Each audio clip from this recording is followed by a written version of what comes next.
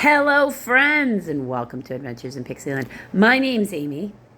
I'm an ordained minister, and we are in Bible study. We are in the NIV, and we are in the book of 2nd Chronicles, and we are in chapter 16. We're wrapping up the reign of King Asa,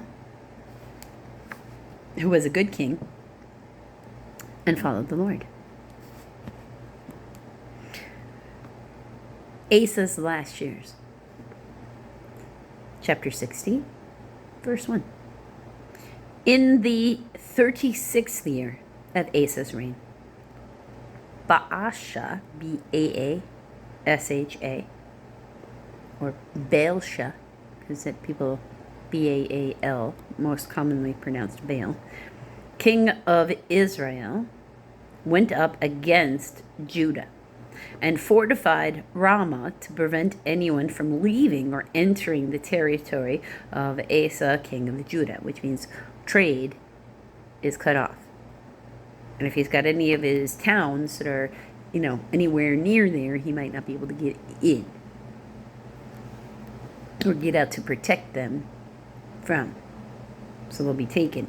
Asa then took silver and gold out of the treasuries of the temple of the Lord and his own palace, and sent it to Ben-Hadad, king of Aram, A-R-A-M, who was ruling in Damascus. Let there be a treaty between you and me, he said, as there was between my father and your father. See, I am sending you silver and gold. Now break your treaty with Baasha, king of Israel, so he will withdraw from me. Ben-Hadad agreed with King Asa and sent the commanders of his forces against the towns of Israel. They conquered Ijon, I-J-O-N, Dan, and Abel-Maim, M-A-I-M, which has got a footnote of C on it, also known as Abel Beth Maacah. Okay. And all the store cities of Naphtali. Oh, because that meant their overflow supply. It means they conquered, they got their grain, their horses, whatever was being stored there that they weren't using in that moment for the tribe of Naphtali. So all their backup and supplies. When Baasha heard this, he stopped building Ramah and abandoned his work. Then King Asa brought all the men of Judah, and they carried away from Ramah the stones and timber Baasha had been using with them, and built up Gibeah and Mizpah. That's M-I-Z-P-A-H. At that time, Hanani, H-A-N-A-N-I, the seer, came to Asa, king of Judah, and said to him, because you are relied on the king of Aram and not on the Lord your God, the army of the king of Aram has escaped from your hand. We're not the Cushites, the people from the upper Nile region, and Libyan, a mighty army with great numbers of chariots and horsemen, or charioteers, like horsemen. So if you think about a chariot, you need a certain number of horses to pull the chariot. Even if you just have one, you still got to pull the chariot, right? And then you can't be shooting arrows and controlling the horse. So it's two people to a chariot to make it a mobile weapon unit.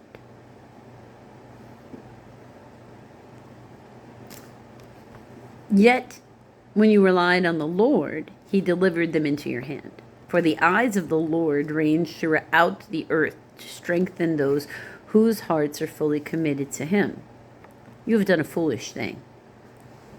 And from now on, you will be at war. He didn't pray to God or ask if he should send for aid before he made a treaty with somebody God didn't even tell him to make a treaty of, because it doesn't matter how high up you are, you're always dependent on God. Asa was angry with the seer because of this. He was so enraged that he put him in prison.